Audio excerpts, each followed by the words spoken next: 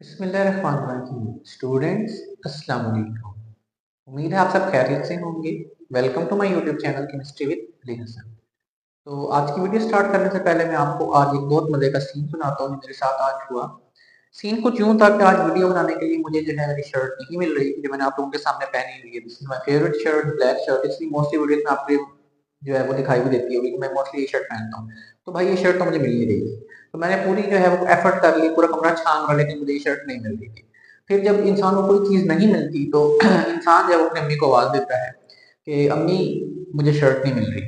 तो अम्मी किचन में काम कर रही थी। आपको पता है रमज़ान का महीना है, रमज़ान में इंसान वैसे ही जो है हर टाइम जो है ना आस्तीन चढ़ा के जो है ना लड़ने के लिए तैयार खड़ा होता है काम की उसकी वजह से, काम ज़्यादा होने की वजह से। तो मैंने अम्मी को बात की, अम्मी शर्ट नहीं मिल रही। मैंने कहा कि कौन सी वाली शर्ट? मैंने कहा अम्मी वही मेरी ब्लैक शर्ट है वो नहीं मिल रही।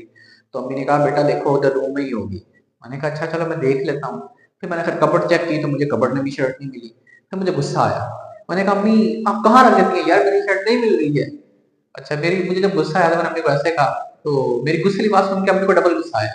अब मैंने कहा अली बेटा शर्ट वही होगी, ध्यान से देखो जरा। अगर मैं वहां आ गई और शर्ट मिल गई ना फिर तेरी खैर नहीं है। फिर जब मैंने अम्मी की गुस्से वाली बात देखी तो मेरा गुस्सा तो फिर वैसे ही बैठ गया। मैंने कहा यार ये तो अम्मी को डबल गुस्सा आ गया अली। अब अगर अम्मी यहाँ ये शर्ट मिली तो फिर तेरी खैर नहीं है। चलो एक दफा और देख लेता हूँ। फिर खैर मैंने अपनी दूरबीन वाली आंखें इस्तेमाल की और दोबारा देखा। तो अल्हम्दुलिल्लाह भाई मुझे शर्ट नहीं मिली। फिर मैंने अम्मी को कहा अम्मी यार आप कहाँ रख देती है मेरे कपड़े, यार नहीं मिल रही है, अब सच में नहीं मिल रही है। फिर अम्मी ने कहा अच्छा अब मैं आती हूँ, अब देखती हूँ शर्ट जो है ना तुझे वहीं से ढूंढ के दूंगी मैं डर गया। मैंने कहा अभी आज आप नहीं बचते। फिर खैर अम्मी आई।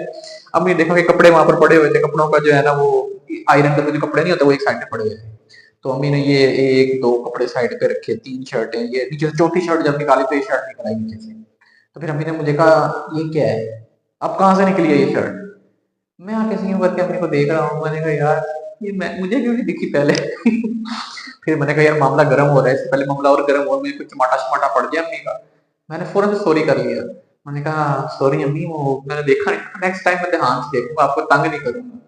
तो भाई बड़ी मुश्किल से मुझे ये शर्ट मिली और इस शर्ट के चक्कर में मैं आज अम्मी के हाथ से पिटता पिटता रह गया। तो फिर आप देखेंगे वीडियो बनाना इतना आसान काम नहीं है, बहुत ज्यादा एफर्ट करनी पड़ती है, बहुत सारी चीजों को इकट्ठा करना पड़ता है। और सबसे पहले बड़ी बात ये कि शर्ट नहीं मिल रही होती और शर्ट भी ढूंढने के लिए जो है वो अच्छी खासी जो है वो मेहनत करनी पड़ती है। खैर यूट्यूब पर चैनल बनाना, इस पर वर्किंग करना, आप लोगों के लिए वीडियोस बनाना, बोर्ड को राइट अप करना, वीडियो रिकॉर्डिंग करना, इसकी एडिटिंग करना, ये बहुत सारा जो है एक टफ काम होता है। इतना इजी काम नहीं है कि इंसान जो है फौरन से वीडियो बनाए और अपलोड कर दे। तो इसके लिए बहुत ज्यादा एफर्ट्स करनी पड़ती है। इवन थंबनेल बनाने के लिए तो भी बहुत ज्यादा एफर्ट करनी पड़ती है। खैर दिस इज जो है हार्ड वर्किंग जॉब। और इस हार्ड वर्क को करने में मजा तब ज्यादा आने लगता है जब जो है आपकी ऑडियंस जो कि आपके स्टूडेंट्स हैं वो आपकी वीडियोस को लाइक करें, आपकी वीडियो को शेयर करें, कमेंट्स करें और आपकी वीडियो पे नंबर ऑफ व्यूज जो है वो ज्यादा आने लगते हैं। तब इंसान को काम करने का मजा आने लगता है। लेकिन जब देखें कि आपके जो स्टूडेंट्स हैं वो आपके चैनल को सब्सक्राइब ही नहीं कर रहे, आपके चैनल को अपने आगे फैलोज के साथ शेयर ही नहीं कर रहे, तो फिर ये चीज देख के ना दिल जो है इंसान का बहुत दुखता है कि मैं कहाँ पर अपने स्टूडेंट्स के लिए इतनी एफर्ट डाल रहा हूँ और इन रिटर्न मेरे स्टूडेंट जो है वो पापे गफलत की नींद सोए चले जा रही हैं। तो आप लोगों से एक ही रिक्वेस्ट है कि मेरी वीडियोस को जो है आप लाइक किया करें और अपने कॉलेज फ्रेंड्स और कैटेगरी फ्रेंड्स के साथ शेयर भी लाजमी किया करें ताकि वो लोग मेरे चैनल को सब्सक्राइब करें, उन लोगों का भी फायदा हो सके। तो आज मैं अपने 12th क्लास के स्टूडेंट्स के लिए चैप्टर नंबर 11 जो है उसमें एसिडिक बिहेवियर ऑफ फेनॉल जो है, एसिडिक नेचर ऑफ फेनॉल है, ये इंपॉर्टेंट लॉन्ग क्वेश्चन है वो डिस्कस करने जा रहा हूँ। आइए चलें आपको ये क्वेश्चन जो है समझा देता हूँ। तो ये लॉन्ग क्वेश्चन जो है बेटा जी पास्ट पेपर्स में और डिफरेंट बोर्ड्स में अब तक 3 to 4 टाइम्स रिपीट हो चुका है। आसान सा टॉपिक है, इसको अंडरस्टैंड करते हैं। एसिडिक बिहेवियर ऑफ फेनॉल जो है ये हम डिस्कस करने जा रहे हैं। सबसे पहले मैंने यहाँ पर लिखा है एसिडिक स्ट्रेंथ का पॉइंट। एसिडिक स्ट्रेंथ में मैंने लिखा है phenol is much more acidic then alcohols but less acidic then carboxylic acid. पहली बात तो ये आ गई कि फेनॉल जो है वो अल्कोहल से ज्यादा एसिडिक है लेकिन कार्बोक्सिलिक एसिड से कम एसिडिक है। अब इस चीज को अंडरस्टैंड करना है कि इसकी रीजन क्या है। नीचे मैंने ऑर्डर ऑफ एसिडिटी लिख दिया बच्चों। सबसे ज्यादा एसिडिक होते हैं मिनरल एसिड्स। मिनरल एसिड्स क्या होते हैं? HCl, H2SO4, HNO3, ये सारे जो है आपके मिनरल एसिड्स हैं, ये नेचुरल एसिड्स हैं। फिर उससे कम कार्बोक्सिलिक एसिड्स हैं, फिर फेनोल है, फिर वाटर है और फिर अल्कोहल है। ये सारा हमें पता कैसे चला? हमें पता चलता है इसकी पीके वैल्यू से। मैंने पीके वैल्यू लिखी मिनरल एसिड की माइनस के अंदर वैल्यू है, यानी कि जिसकी पीके वैल्यू कम होगी उसकी एसिडिक स्ट्रेंथ क्या हो जाएगी? ज्यादा, क्योंकि इनवर्स रिलेशन है। फिर कार्बोक्सिलिक एसिड की 4.75 वैल्यू है, फेनोल जो है इसकी 9.9 है, जिसकी पीके वैल्यू फेनोल की क्या है? ज्यादा। तो मैंने कहा इनवर्स रिलेशन है जिसकी pKa वैल्यू ज्यादा होगी उसकी एसिडिक स्ट्रेंथ क्या होगी, कम। तो यहाँ से अपन अंदाजा लगा लें कि फिनोल की एसिडिक स्ट्रेंथ कार्बोक्सिलिक एसिड से इसलिए कम है, क्यों? क्योंकि इसकी पीके वैल्यू जो है वो क्या है, ज्यादा है। कार्बोक्सिलिक एसिड को अगर आप यहाँ पुट करें तो कार्बोक्सिलिक एसिड की वैल्यू फिनोल के मुकाबले में क्या है, कम। अगर पीके वैल्यू कम है तो एसिडिक स्ट्रेंथ क्या हो जाएगी, ज्यादा हो जाएगी। तो ये चीज तो हमें समझ आ गई है। ऑर्डर आप एमसीक्यूज के लिए भी याद कर लीजिएगा कि सबसे ज्यादा जो एसिडिक है वो मिनरल एसिड्स हैं और फिर कार्बोक्सिलिक एसिड्स हैं, और जो फिनोल है ये आपके पास अल्कोहल से ज्यादा एसिडिक है लेकिन कार्बोक्सिलिक एसिड से कम एसिडिक है। अगला पॉइंट लिखा सोलबिलिटी इन अल्कलीज। अल्कली कहते हैं बेटा जी वाटर सोलबल बेस को या स्ट्रॉन्ग बेस को। तो हम कहते हैं कि अगर हम अपनी फिनोल को किसी बेस के अंदर हल करें तो ये हल होगी या नहीं होगी। हम कहते हैं फिनोल रेडिली डिसॉल्व्स इन अल्कलीज। रेडिली का मतलब जल्दी से, फिनोल बड़ी आसानी से और जल्दी से जो आपकी बेस है या स्ट्रॉन्ग बेस है उसके अंदर डिसॉल्व हो जाएगी। मैंने आप लोगों के लिए रिएक्शन भी यहाँ पर लिख दिया। रिएक्शन आपको बुक के अंदर गिवन नहीं है कि आपके बेंजीन रिंग के साथ आप OH लगाते हैं तो फिनोल बन जाती है। ये आपकी एल्कली आ गई NaOH, जिसे आप बेस कहते हैं। अब बेस OH देगी और फिनोल जो है ये एसिडिक नेचर की वजह से H देगी, यहाँ से वाटर हो जाएगा एलिमिनेट, यहाँ पीछे बच जाएगा O नेगेटिव, इसके साथ ये Na पॉजिटिव मिलेगा। तो ये आपके पास जो है सोडियम फिन ऑक्साइड के नेम से यहाँ पर सॉल्ट की फॉर्मेशन हो जाएगी। तो फिनोल जो है बेस के अंदर डिसॉल्व हो जाती है। अगला पॉइंट है effect on litmus paper. Phenol is too weak to affect the litmus paper because it is a weak acid. Litmus paper क्या होता है? लिटमस पेपर आपको बेसिकली ये बता रहा होता है कि कोई चीज एसिड है या बेस है। यानी कि अगर आप एसिडिक सॉल्यूशन के अंदर होता क्या है, just a piece of paper, इसको आप अगर एसिड के अंदर डिसॉल्व करते हैं तो एसिड की ये प्रॉपर्टी है कि वो एसिड का ये लिटमस पेपर का जो कलर है वो, अगर आपने ब्लू कलर का लिटमस पेपर आप डिप कर रहे हैं तो एसिड ब्लू कलर का लिटमस पेपर का कलर चेंज करके क्या कर देगा, रेड। जैसे ही कलर रेड होगा आपको समझ आ जाएगा कि आपका गिवन सॉल्यूशन क्या है, एसिड है। लेकिन अगर आप यही लिटमस पेपर बेसिस के अंदर डिसॉल्व करेंगे तो बेसिस क्या करती है, बेसिस रेड कलर के लिटमस पेपर को कन्वर्ट कर देती हैं ब्लू कलर के लिटमस पेपर में। खैर मैंने यहाँ पर एसिड की इंफॉर्मेशन लिखी है क्योंकि हम जो है वो एसिडिक नेचर की बात कर रहे हैं।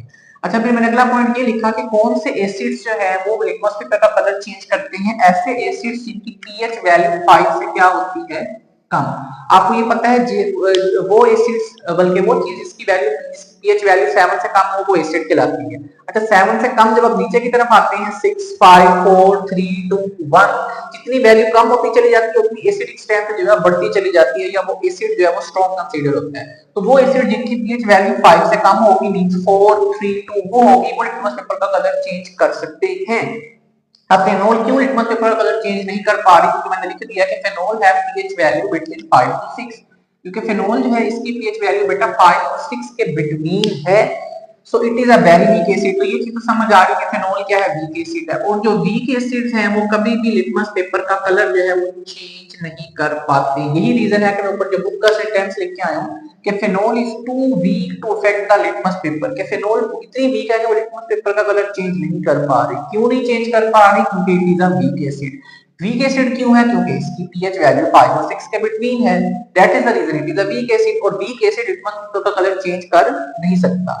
अच्छा, अगला पॉइंट लिखा हमने reaction with carbonates and bicarbonates. तो यहाँ पर आप देखें जो नॉर्मल एसिड्स होते हैं वो अगर कार्बोनेट से रिएक्शन करें तो क्या प्रोडक्ट बनता है, सॉल्ट, कार्बन डाइऑक्साइड और water. Don't evolve due to weak acidic nature of phenol, क्योंकि जो स्ट्रॉन्ग एसिड्स हैं उनकी ये प्रॉपर्टी होती है कि वो जब भी कार्बोनेट या बाइकार्बोनेट से रिएक्शन करते हैं तो CO2 गैस वहां से निकलती है in the form of bubbles.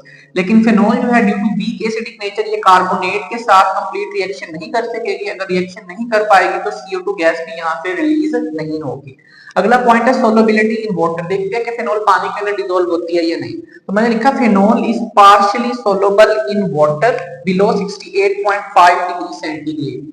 ये टेम्परेचर आप जहन में रखिए कि इस टेम्परेचर से बिलो अगर आप इक्वल वॉल्यूम लेते हैं फिनोल का और वाटर का, यानी कि 10 ml फिनोल लेते हैं और 10 ml आप वाटर लेते हैं, तो क्या होता है 10 ml दोनों के इक्वल वॉल्यूम्स लेने पे आपके पास उन दोनों की सेपरेट लेयर्स बन जाती है। कैसे? देखो मैंने नीचे लिखा भी हुआ है कि जो एक्वस लेयर है पानी की वो नीचे की तरफ आ जाती है, और जो फिनोल है ये ऑर्गेनिक ही नेचर है तो इसकी फिनोल जो है वो ऊपर की तरफ पानी के ऊपर जो है उसकी लेयर बन जाती है, पानी के ऊपर वो फ्लोट करना स्टार्ट कर देती है।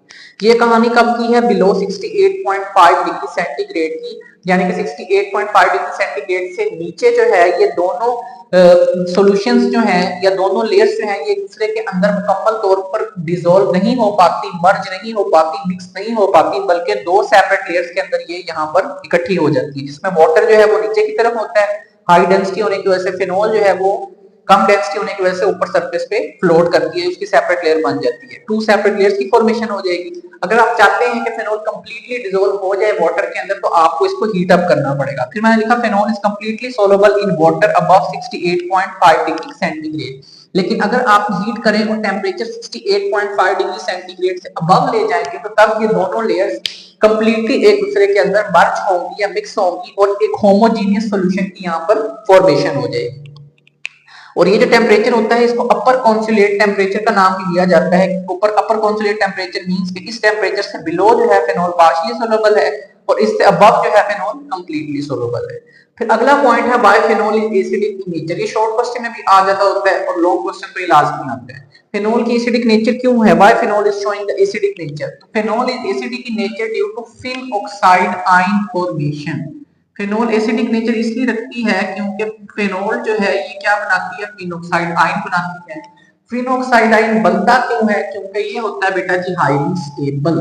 अब फिनॉक्साइड आयन होता क्या है पहले तो आपको ये पता होना चाहिए, तो मैं आपको यहाँ से समझा देता हूँ कि ये देखिए आपका बेंजीन रिंग, ये इसके ऊपर OH ग्रुप लगा हुआ है और फेनोल जो है जब अपना H रिलीज कर देती है in the form of H positive या प्रोटॉन, तो ये वाला बॉन्ड पूरा शिफ्ट होता है ऑक्सीजन के ऊपर। क्यों? क्योंकि ऑक्सीजन की इलेक्ट्रोनेगेटिविटी हाइड्रोजन से ज्यादा है, तो ये हाइड्रोजन जब यहाँ से जाएगा तो ये इससे जो है वो इलेक्ट्रॉन जो है वो खींच लेगी, तो इस वजह से ऑक्सीजन पे आ जाता है नेगेटिव चार्ज। तो यहाँ पर जब बेंजीन रिंग के साथ ऑक्सीजन और ऑक्सीजन के ऊपर नेगेटिव चार्ज हो तो इसको हम कह देते हैं फिन ऑक्साइड आयन का नाम देते हैं। जब भी ऑक्सीजन पे नेगेटिव चार्ज आए टर्म यूज की जाती है ऑक्साइड की और ये फिन रिंग के साथ लगा हुआ है तो इसे हम कहते हैं फिन ऑक्साइड आयन कह देते हैं। खैर phenoxide ion highly stable होता है, जो चीज स्टेबल होती है वो बनती है, ज्यादा बनती है, तो that is why phenoxide ion ज्यादा बनेगा। जितना ये ज्यादा बनेगा उतना आपके पास क्या होगा? फेनोल जो है उतना फेनोल जो है H पॉजिटिव को रिलीज करेगी, जितना H पॉजिटिव ज्यादा रिलीज करेगी उतना जो है आपके पास उसकी एसिडिक नेचर जो है वो शो होगी या वो ज्यादा स्ट्रॉन्ग एसिडिक नेचर को शो करेगी। अच्छा अब ये देखिए मैंने कुछ रेजोनेंस स्ट्रक्चर्स भी यहाँ पर ड्रा किए हैं कि कौन से स्ट्रक्चर्स की वजह से यहाँ पर आपके पास ये फिन ऑक्साइड आयन की फॉर्मेशन होती है। तो ये देखिए ऑक्सीजन के पास बेटा जी 2 लोन पेयर है, एक लोन पेयर इसने यहाँ पर शिफ्ट किया इस जगह पे, तो यहाँ पर डबल बॉन्ड आ गया और ये जो अपना इसका एक पाई बॉन्ड था ये बाहर की तरफ आ जाएगा, तो यहाँ पे क्या आ जाएगा? Negative charge. इस जगह पर आ गया आपके पास ऑर्थो पोजीशन पे।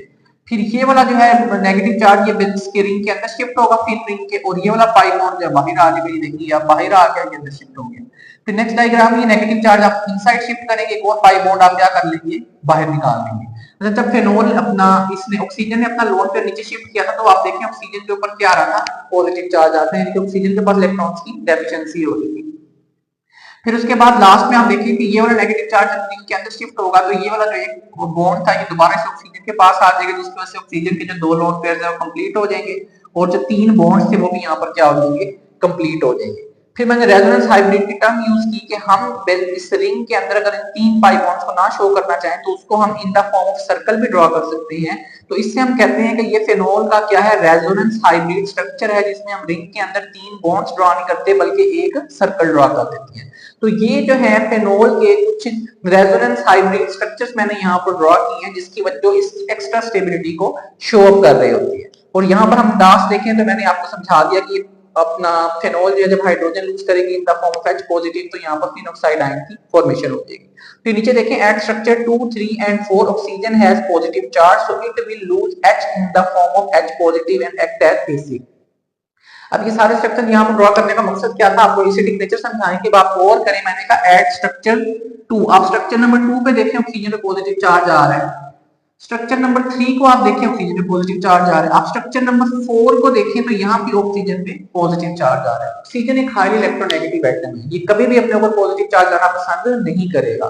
तो दैट इज द रीजन कि जब भी ऑक्सीजन में पॉजिटिव चार्ज आता है तो ऑक्सीजन अपने पॉजिटिव चार्ज को कॉम्प्रोमाइज नहीं करता, ऑक्सीजन फौरन से जो अपना H है वो लूज कर देता है in the form of H positive, और जो चीज हाइड्रोजन को लूज करे in the form of H positive वो क्या कहलाती है? Acid. That is the reason कि फेनोल जो है वो एसिडिक नेचर शो करती है। क्यों? क्योंकि जब ऑक्सीजन पे पॉजिटिव चार्ज आता है तो ऑक्सीजन जो है इलेक्ट्रोनेगेटिव एटम है और जो फेनोल है वो आपके पास अनस्टेबिलिटी की तरफ जाने लग जाती है।